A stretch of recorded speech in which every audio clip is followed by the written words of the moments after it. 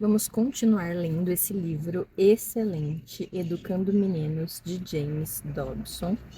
E nós estamos no capítulo 10. Pais solteiros e avós.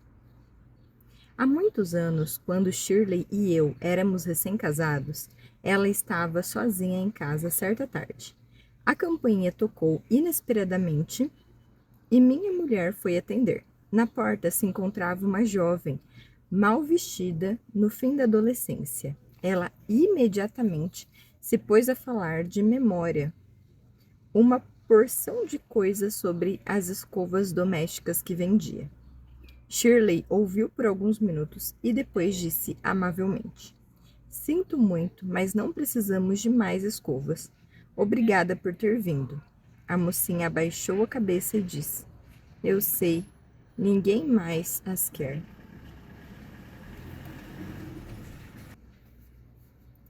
Grandes lágrimas começaram a brotar em seus olhos enquanto se voltava para ir embora. Espere um pouco, disse Shirley. Diga-me, quem você é? Meu nome é Sally, replicou ela. Tenho um filhinho e estou tentando ganhar dinheiro para sustentá-lo, mas está sendo muito difícil. Shirley convidou a jovem para entrar a fim de conhecê-la melhor. Serviu-lhe um café e Sally começou a falar. Ela era uma mãe solteira que saíra da escola aos 16 anos. Ficara grávida e se casara apressadamente com um jovem imaturo. E ele logo a abandonou, deixando-a com um bebê e sem qualquer meio visível de sustento.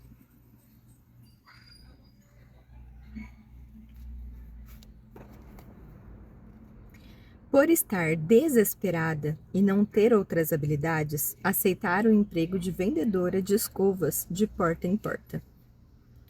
Quando voltei para casa naquela tarde, Shirley me contou a história e demonstrou seu interesse pela nova amiga.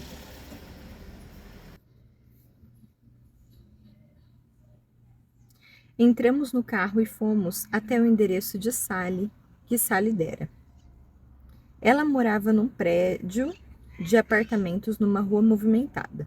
Subimos um lance de escadas e batemos a porta. Sally apareceu, carregando o filho, Semi, e nos convidou para entrar.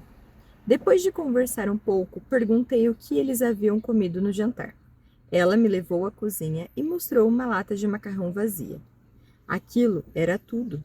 Abri os armários e a geladeira. Não havia qualquer tipo de alimento neles.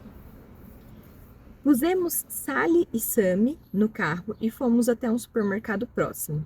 Compramos vários tipos de mercadorias e depois voltamos com eles para o prédio. Durante as semanas seguintes, envolvemos Sally nas atividades da nossa igreja e eu a ajudei a encontrar um emprego no hospital infantil, onde eu trabalhava na equipe de pediatria.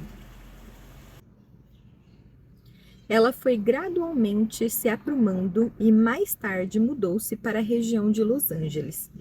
Faz muitos anos que não vejo Sally e Sammy, mas penso neles com frequência. O que me lembro de ter pensado quando os encontrei pela primeira vez foi como é incrivelmente difícil ser pobre, solitário e estressado ao máximo pelas responsabilidades de criar um filho, ou vários. Mal posso imaginar como mães muito jovens nessa situação têm condições de enfrentar os desafios da vida diária. Elas têm de encontrar vagas numa creche, trabalhar 8 horas ou mais por dia, pegar as crianças, parar na mercearia, depois ir para casa preparar o jantar, lavar os pratos, trocar as fraldas, ajudar na lição de casa, dar banho nos mais novos, ler histórias, enxugar lágrima, fazer oração e pôr os filhos na cama. Depois de 16 horas de trabalho e responsabilidades maternas, o serviço de casa ainda tem de ser feito. Os fins de semana são um atropelo de atividades. Lavar, passar, varrer e planejar serviços, tais como limpar o fogão, devem ser feitos durante essas horas de folga. Quem está lá para ajudar quando o carro não funciona? O motor da geladeira queima e a infiltração no teto começa a vazar? Finalmente, a mãe precisa pensar em suas próprias necessidades de ser amada, cuidada e intelectualmente desafiada. Afinal de contas, ela não é uma máquina.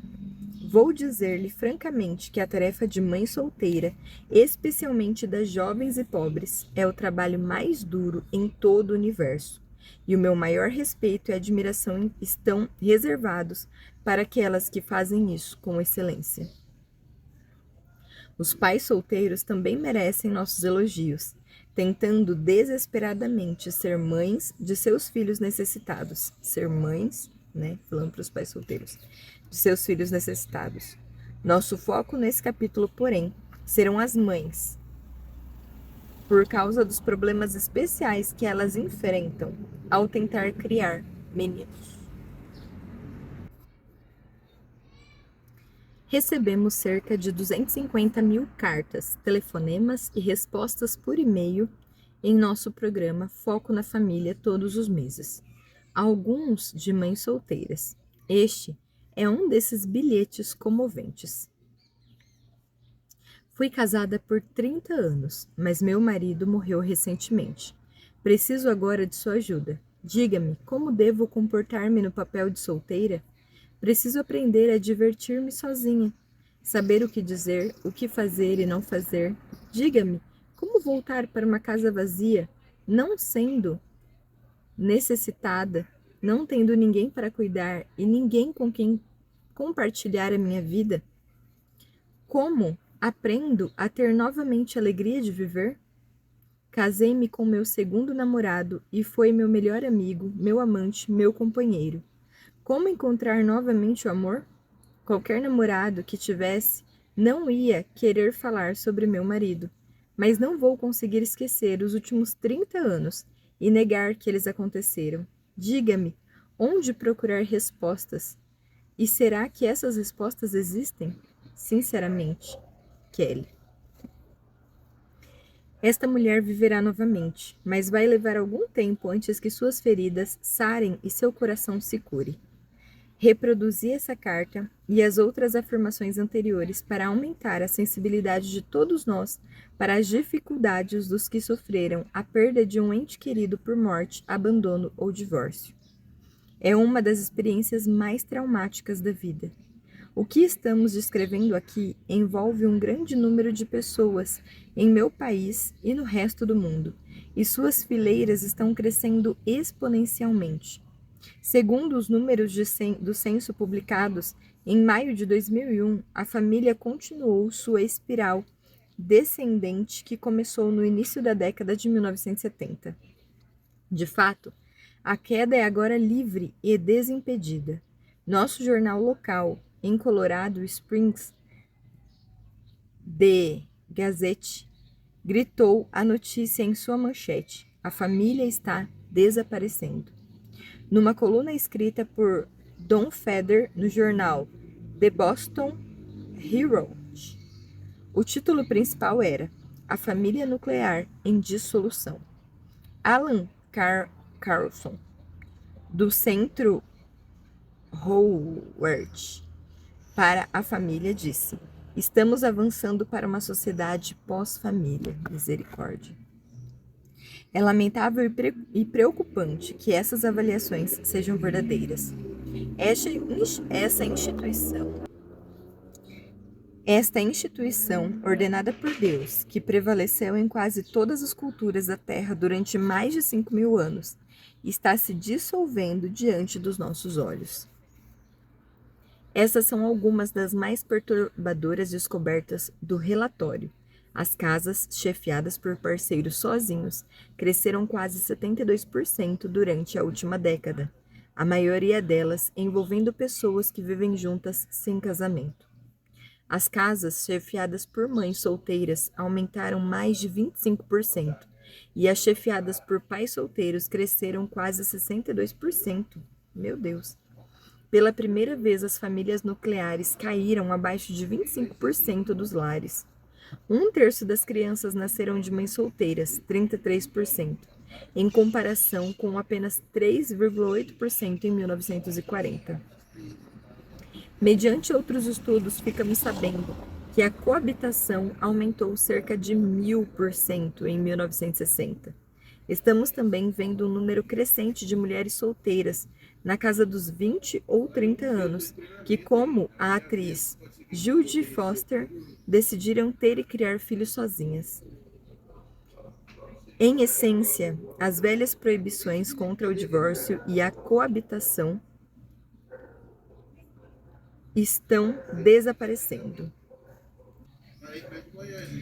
E a cultura está abandonando seu compromisso com o casamento por toda a vida. De fato, duvido que a maioria dos jovens adultos tenham qualquer compreensão mais profunda da razão pela qual as gerações anteriores defendiam tão vigorosamente a família ou porque desprezavam tão claramente os que se juntavam.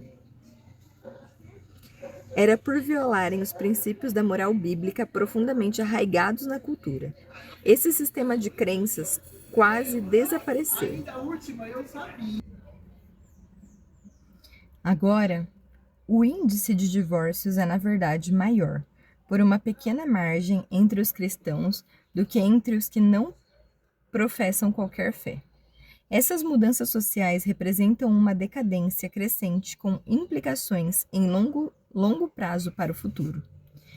Está previsto atualmente, com base nessas tendências, que mais da metade das crianças nascidas na década de 1990 vai passar pelo menos parte da sua infância em casa de pais sozinhos.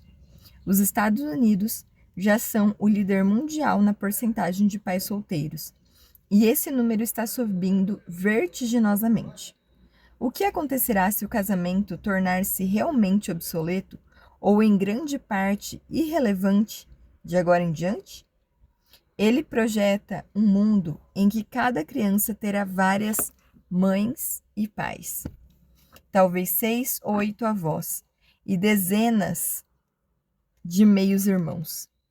Será um mundo em que os meninos e meninas vão ser empurrados de um lugar para o outro, num padrão de arranjos domésticos sempre em mudança, onde grande número deles será criado em lares adotivos ou vai viver nas ruas, como milhares já fazem na América Latina nos dias atuais. Imagine um mundo onde nada é estável e as pessoas pensam principalmente em si mesmas e na sua autopreservação.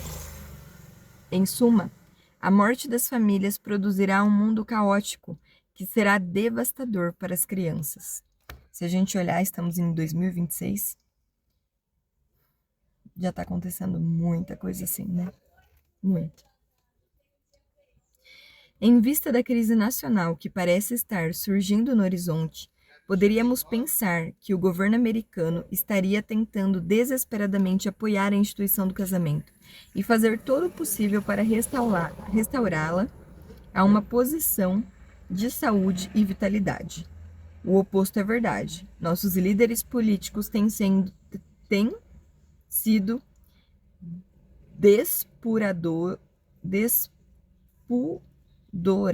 despudorados, em sua desconsideração pela instituição familiar.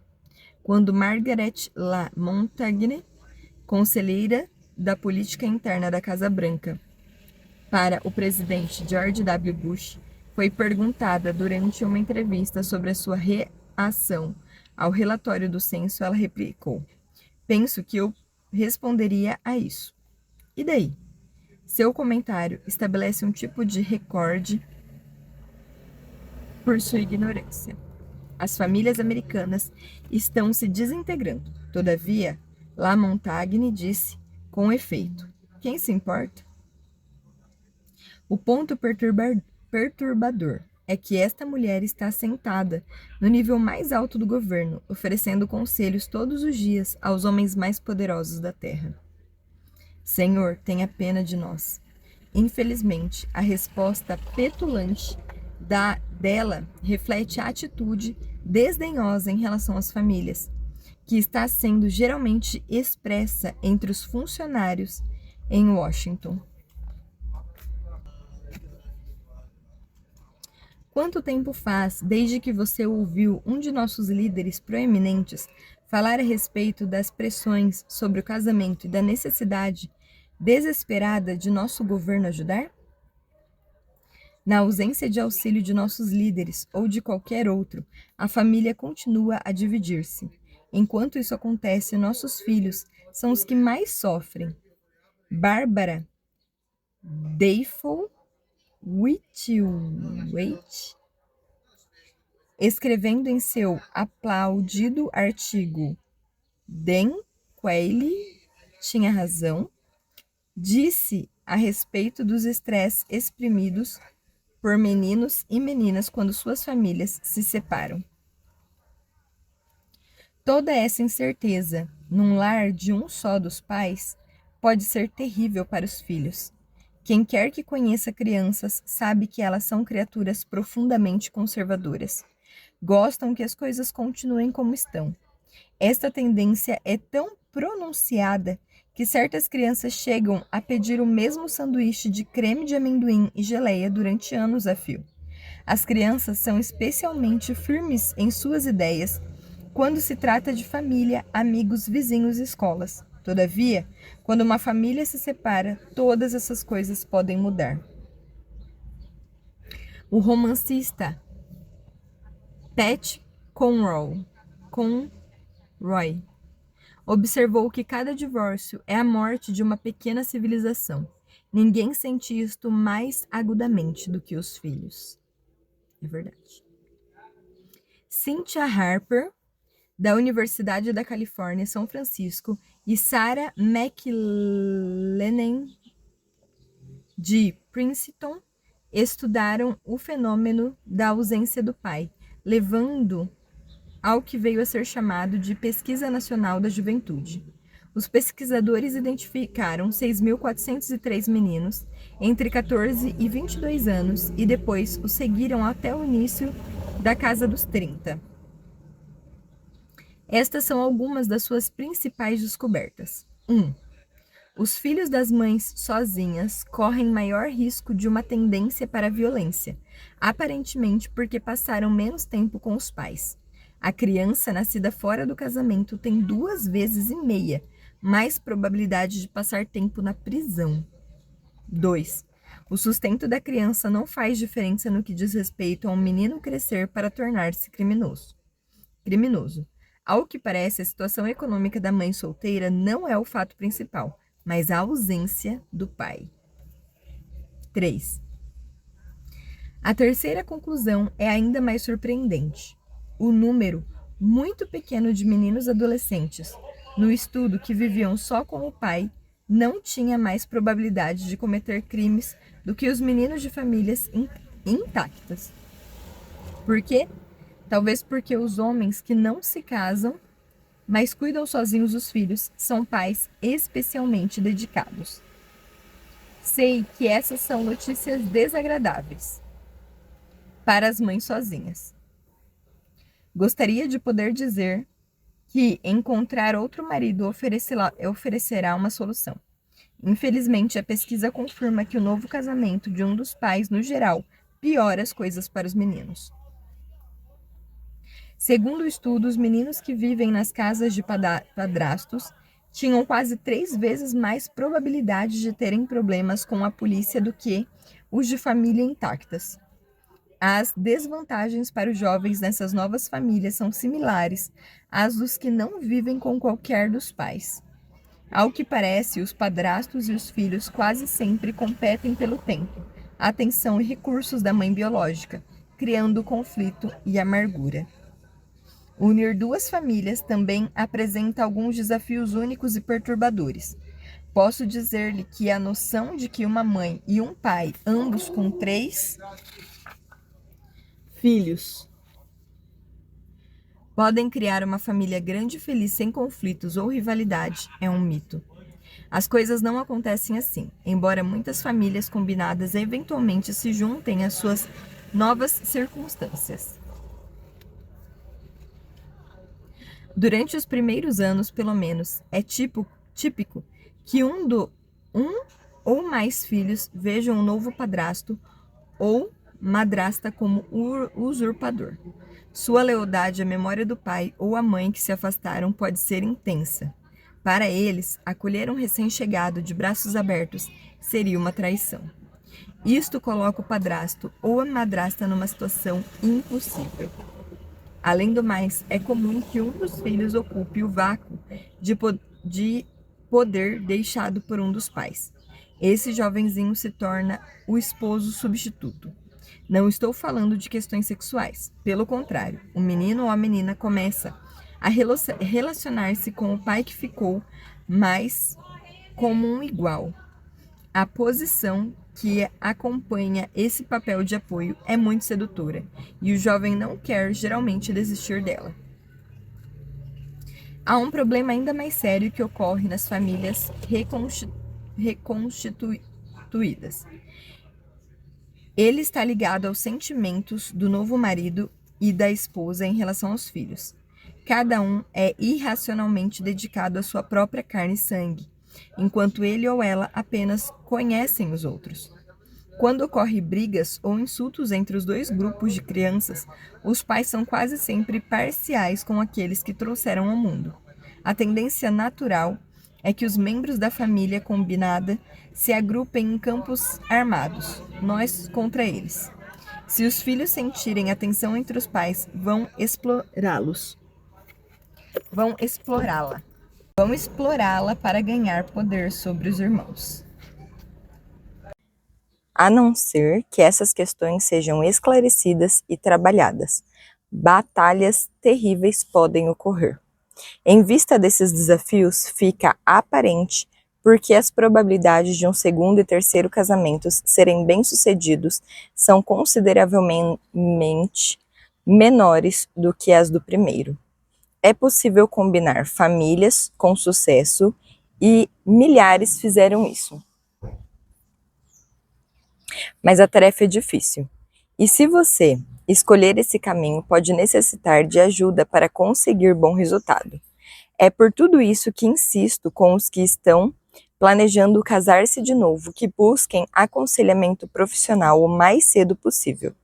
É dispendioso, mas outro divórcio custaria ainda mais caro.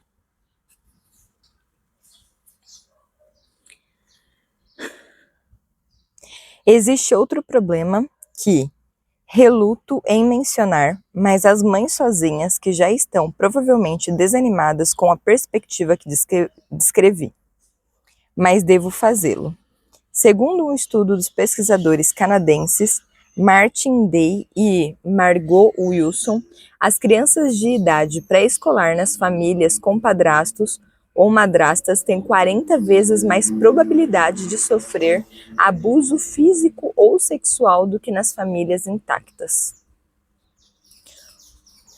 White Reed indicou que a maior parte do abuso sexual é cometido por uma terceira pessoa, tal como um vizinho, um amigo do padrasto ou alguém que não é parente. Mas os padrastos têm mais probabilidade de abusar dos filhos não biológicos do que de seus filhos naturais. Desde que o novo casamento pode ou não resolver o problema de encontrar influência masculina para seus filhos, a mãe sozinha tem de descobrir outras maneiras de enfrentar o desafio. Como ela pode ensiná-los a barbear-se, colocar a gravata ou pensar como homem? O que ela pode dizer-lhes sobre a sexualidade masculina e o que pode fazer para prepará-los para chefiar suas futuras famílias? Como pode encontrar modelos que substituam o pai que falta? Estas são perguntas de importância monumental, mas há algumas abordagens que podem ser úteis. Para cada mãe sozinha que está buscando resposta neste sentido, quero enfatizar primeiro que você tem um recurso inigualável em seu Pai Celestial. Ele criou seus filhos e eles são preciosos para ele. Como sei isso? Porque disse repetidamente na sua palavra que tem ternura especial pelas crianças sem pai e suas mães.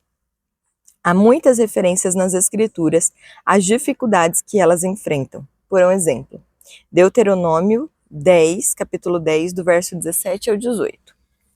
O Senhor vosso Deus faz justiça aos órfãos e à viúva, e ama o estrangeiro, dando-lhe pão e vestes.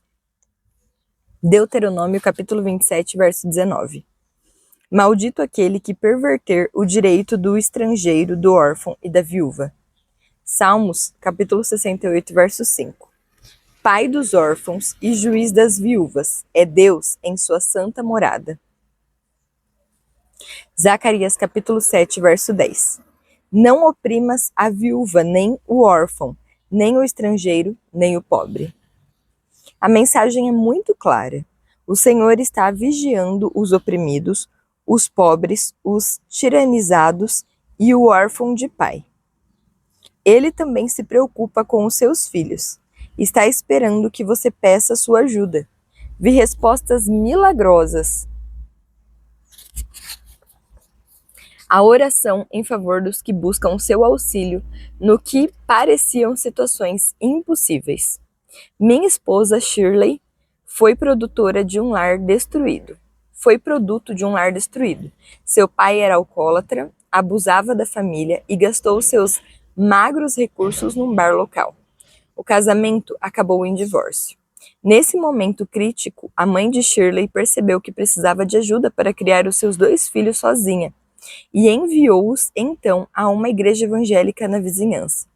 Eles encontraram ali Jesus Cristo e a estabilidade de que lhes faltava em casa. Shirley começou a orar no silêncio do seu pequeno quarto para que o Senhor enviasse um pai que os amasse e cuidasse deles. Ele fez precisamente isso. Surgiu um homem maravilhoso de 37 anos chamado Joey, que nunca se casara. Ele tornou-se cristão e pai magnífico para as 2 crianças. Joey lhes deu estabilidade durante o resto de sua infância e adolescência. Ele tem sido meu sogro há 40 anos e eu o amo como se fosse meu pai. Veja então, mesmo que as probabilidades e predições sejam que um novo casamento é arriscado, tudo é possível quando você depende de Deus e pede a Ele forças. Vou deixar para você e seu pastor determinarem se você tem base bíblica para voltar a casar-se, o que pode vir a ser outra questão espinhosa para decidir. Bom, eu tenho a minha experiência, né? Minha mãe e meu pai de sangue são separados. E o meu padrasto, graças a Deus, né, supriu todas as nossas necessidades. Foi um pai para nós, enquanto ele estava vivo, né? Infelizmente ele faleceu, mas ele foi um pai para nós, enquanto ele estava vivo e bem. Lógico, ele faleceu, já sou casada, tenho filhos, né? A minha irmã mais nova ainda não é casada, né? Mas já, né, tinha mais de 20 anos. Então, graças a Deus, deu tudo certo na nossa família também. Mas nós sabemos que tem histórias boas e histórias ruins. Então, todo cuidado é pouco. E realmente precisa de muita oração e muita direção de Deus para você entrar em um novo relacionamento. Continuando. Até que um bom homem como Joey apareça, você, como mãe sozinha, deve esforçar-se ao máximo para encontrar um pai substituto para seus meninos. Um tio, um vizinho, um treinador, um diretor de música ou um professor da escola dominical podem ajudar. Colocar seus filhos sob a influência de um homem assim, mesmo que seja uma única hora por semana, pode fazer grande diferença. Faça com que participem do grupo de escoteiros ou da equipe de futebol. Dê biografias para seus filhos lerem e leve-os ao cinema ou alugue filmes que enfoquem heróis fortes e masculinos, mas com boa moral. Qualquer que seja a maneira que escolha resolver o problema, não deixe que os anos passem sem a influência de um homem sobre a vida de seus meninos. Se não tiverem modelos masculinos para imitar, vão voltar-se para quem estiver disponível, tais como membros de gangues ou talvez para você, a mãe. Como sabemos, não é saudável para os meninos imitarem exclusivamente o modelo da mãe. Quero oferecer agora ajuda adicional e conselhos para as mães sozinhas. Embora os estudos indiquem que uma porcentagem mais alta de crianças de famílias com um só dos pais tenha problemas, a grande maioria acaba se saindo bem. Se você é uma mãe dedicada que dá prioridade aos seus filhos, eles também crescerão como devem. Vamos falar brevemente sobre disciplinar seus meninos, o que será discutido com mais detalhes no capítulo 16. Você deve treinar e guiar os seus filhos da mesma forma que o faria se o seu casamento estivesse intacto. Algumas vezes, a mãe sozinha sente-se culpada por não dar provisão adequada para os filhos e para as filhas, em razão de circunstâncias penosas que acompanharam o divórcio. Portanto, ela se torna permissiva e demasiadamente indulgente. Isso não é o melhor para seus filhos. É especialmente arriscado para os meninos. Eles precisam de limites mais ainda do que os de famílias intactas. A mãe autoritária, mas amorosa, dá segurança ao filho para quem tudo parece inseguro.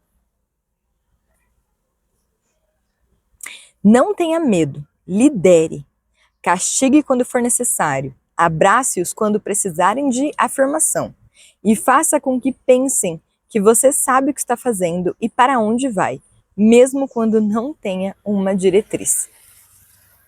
Antes, referi-me ao filho, que tem a tendência de ocupar o vácuo de poder deixado pela perda do pai e tornar-se o cônjuge, entre aspas, substituto da mãe.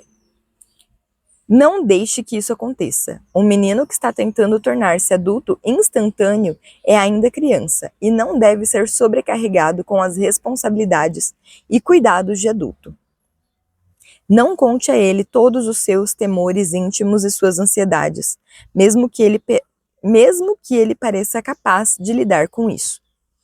Mais cedo ou mais tarde, sua abdicação do papel de autoridade voltará para atormentá-la quando, talvez na adolescência, tenha de dizer não a ele ou confrontá-lo quando estiver se desviando.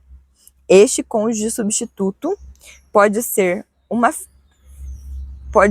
filha. Não é comum para as meninas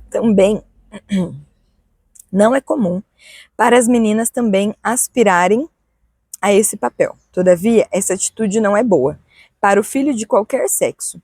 Faça com que eles cresçam como Deus pretendeu, um dia de cada vez.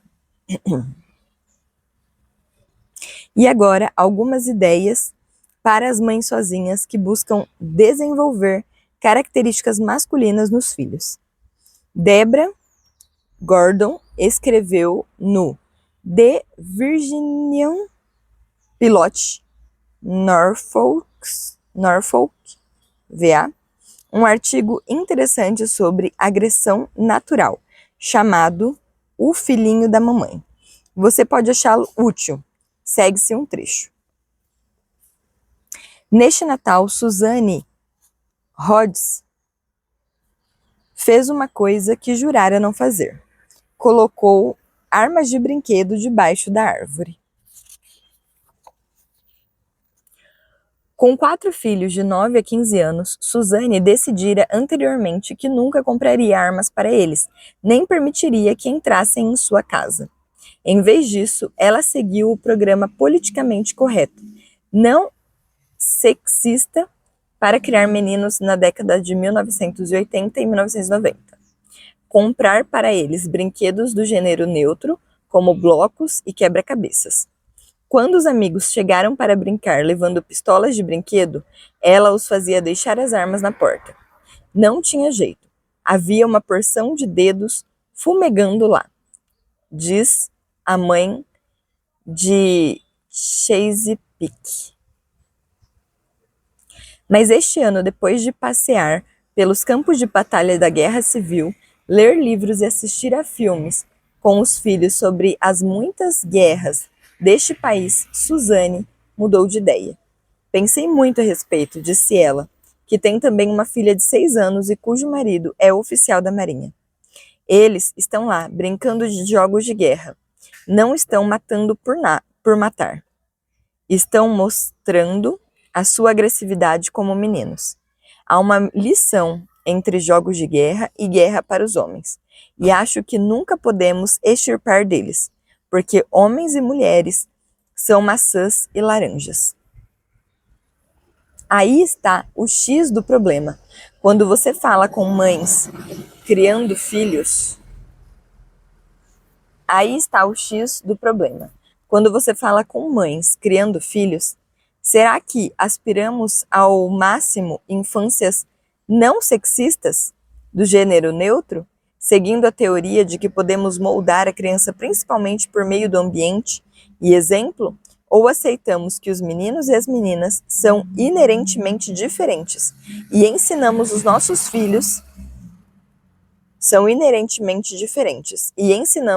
filhos a canalizar e administrar construtivamente sua agressão nata, seu gene belicoso, como diz uma mãe?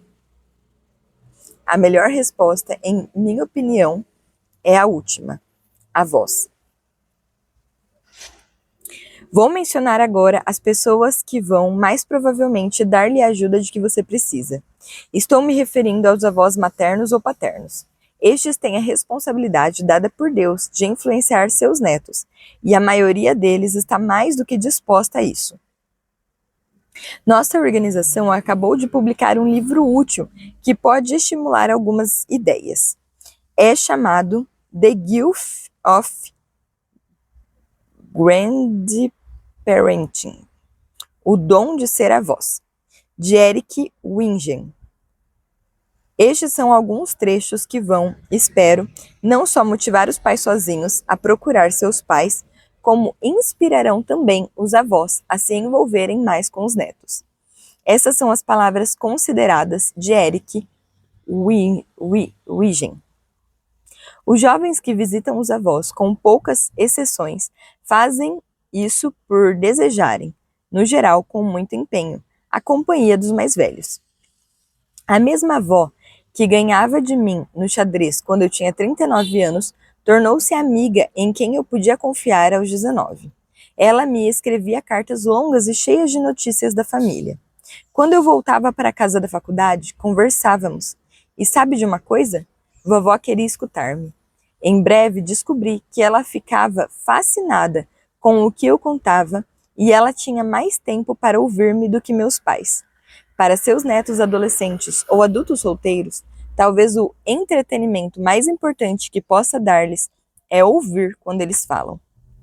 Um sábio comentou certa vez que os idosos ficam mais lentos e curvados para que possam ver mais as coisas como crianças novamente e para que possam segurar as mãos das crianças que andam sobre pernas inexperientes.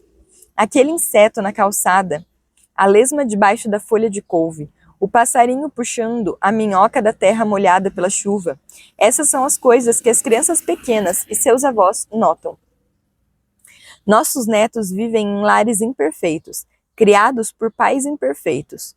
Nossos filhos e filhas, casados com nossos genros ou noras, todos imperfeitos. Embora todos cometemos erros ao criar os filhos, a boa notícia é que, como avós piedosos andando com o Senhor, podemos esperar que o Senhor nos use. Em vista da nossa imaturidade, quando nossos filhos, agora pais, estavam crescendo, podemos tê-los desapontado. Mas ao manter-nos vivos para gozar a companhia de nossos netos, o Senhor está nos dando um ministério para ajudar a preencher as lacunas em nossa criação de filhos imperfeita. Nós, avós, devemos retomar firmemente a liderança, se não de toda a sociedade, pelo menos de nossas famílias. Este não é um passo tão drástico quanto parece, pois o pêndulo começou a oscilar para o outro lado e a maturidade está voltando à moda de novo. Escrevendo aos avós, a colunista Evelyn Sullivan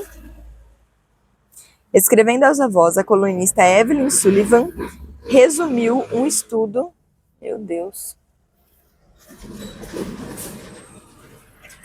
A colunista Evelyn Sullivan resumiu um estudo de mais de 700 estudantes da Universidade do Estado de Missouri Sullivan citou certo professor de estudos da família dessa instituição, Dr. Gregory E.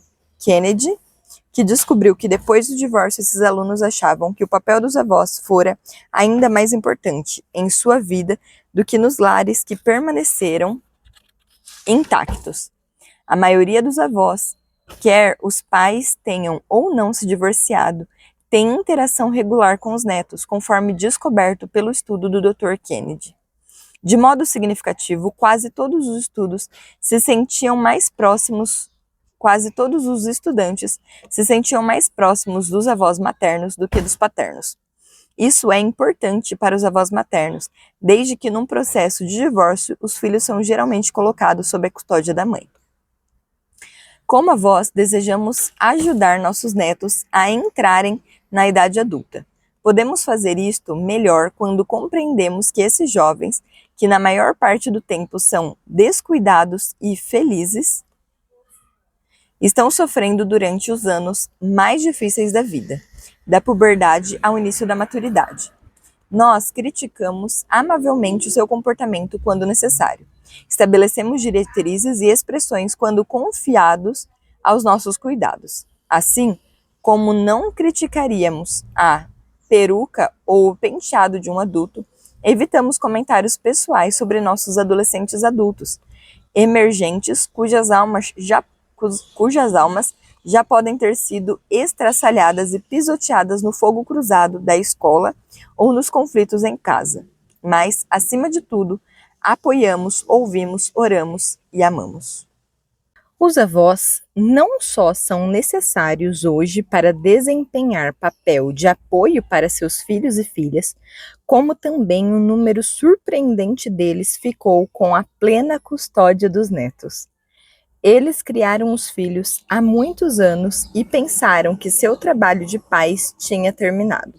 Então, quando deveriam ser apenas uma adição do evento principal, tende a enfrentar uma dentre duas escolhas difíceis: aceitar a responsabilidade de criar outra geração de filhos ou vê-los sofrer devido a cuidados inadequados ou colocação num lar adotivo.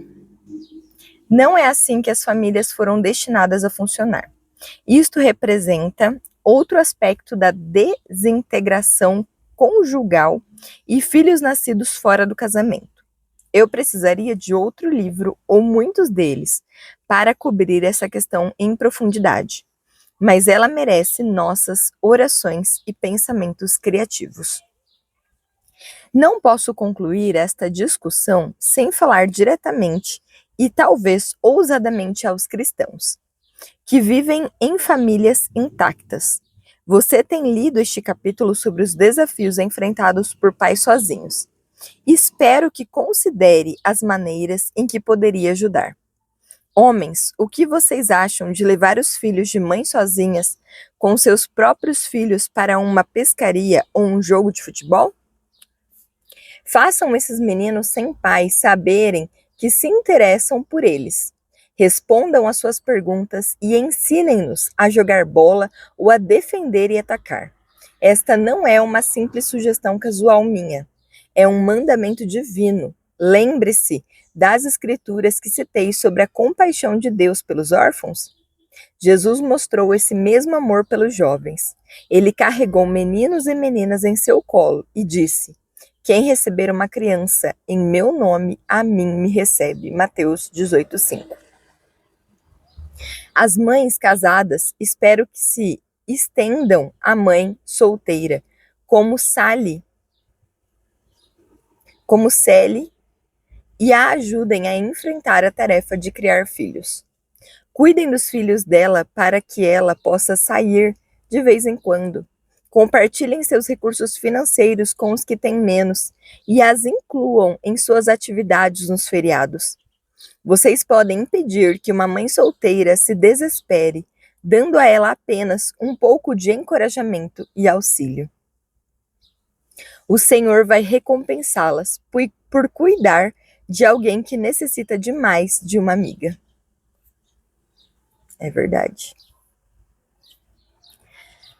Vamos encerrar com isso nossa discussão de pais sozinhos e avós com mais dois pensamentos. O primeiro se refere à difícil tarefa de permitir que eles voem quando o trabalho está terminado. Esse pode ser um período muito emocional, especialmente para uma mãe que trabalhou, suou, orou, chorou, economizou, poupou, cozinhou, limpou, ensinou e pastoreou seus filhos em meio a numerosas crises, sem a ajuda de um marido ou de um pai para os filhos. De repente, quando acaba a infância, é preciso renunciar à razão de sua existência e à sua paixão de viver. Seus filhos cresceram. O lugar vazio dentro de si, quando os filhos e filhas deixam o lar, pode parecer um abismo. Depois de todos esses anos, ela está de novo sozinha. Meu escritório do Foco na Família fica do outro lado do vale da Academia Aérea dos Estados Unidos. Dali, posso ver os cadetes enquanto treinam para ser pilotos e oficiais. Gosto especialmente de observar os planadores voando pelo céu. A única maneira pela qual esses graciosos engenhos amarelos podem voar é ligados a um avião que os leva até onde podem pegar corrente de vento. Então, eles se desprendem e voam livres e sozinhos até voltar à Terra. Enquanto olhava esse lindo espetáculo certo dia, reconheci uma analogia entre voar e criar filhos como pai ou mãe sozinhos. Há um período em que seus filhos precisam ser rebocados pelo aeroplano mãe. Se essa ajuda não estivesse disponível ou se não fosse aceita, o planador nunca sairia do solo. Mas inevitavelmente chega o momento apropriado para o jovem piloto soltar-se e voar livremente e sozinho no céu azul. Ambas as operações são necessárias para o voo bem-sucedido. Se você, como pai, não estiver presente para seus filhos quando eles são jovens, eles vão provavelmente permanecer encalhados a vida inteira. Por outro lado, se ficarem amarrados a você como jovens adultos, nunca experimentarão a alegria do voo independente. Deixar que ele se vá não só dá liberdade a seu filho ou filha crescido, como permite que você também voe. Tudo faz parte do plano divino. Vou terminar essa discussão de pais sozinhos e avós compartilhando um pensamento inspirador de um velho filme em preto e branco. Ginger Rogers e Robert Ryan eram as estrelas e se chamava Tender Conrad, terno camarada. O filme se passa em 1943, quando a maioria dos maridos e pais tinha ido para a guerra. Rogers era uma das muitas mulheres que estavam criando os filhos sozinhas.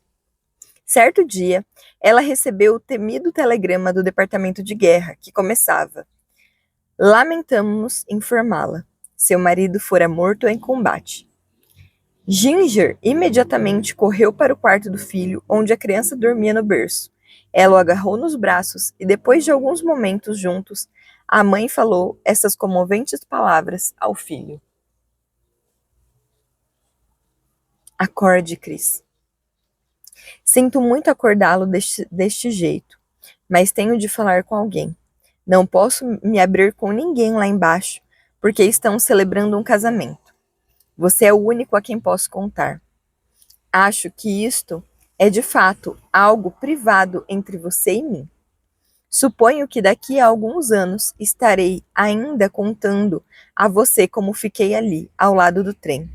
Sua voz desaparece e uma conversa que tivera com o marido na estação ferroviária é ouvida ao fundo. Pequenino, mostrando uma foto do pai para a criança. "Este é seu pai. Chris, este é seu filho. Vocês dois nunca vão se conhecer. Só por meio de mim é que saberão alguma coisa um do outro. Estou fazendo então as minhas apresentações. Este é o filho que você nunca quis até que me encontrasse, Cris. Este é seu pai, jovenzinho. Eu o conheci quando ele não era muito maior que você. Ó, talvez um pouco maior. Você tem os olhos dele e esse punhado de cabelo. Você sabe? Esse cabelo em sua cabeça que nunca fica no lugar. É igual ao seu pai, sem dúvida. Parece engraçado chamá-lo de seu pai. Ele era apenas um menino. Sua voz desaparece. Uma lembrança de uma conversa que tivera com o pai na infância se faz ouvir ao fundo. Só por ter crescido com ele, sei tudo o que vai acontecer com você. Quando tiver 7 anos, uma menina vai bater em sua cabeça com uma escova e quando tiver 10 anos, vai cortar o cabelo dela. Quando tiver 15, vai levá-la a seu primeiro baile e conquistar seu coração. Veja bem, menininho, eu sei das coisas. Sua voz desaparece. Ouve-se a voz do pai falando sobre todos os planos maravilhosos que tem para o filho. Lembre-se dele, filho.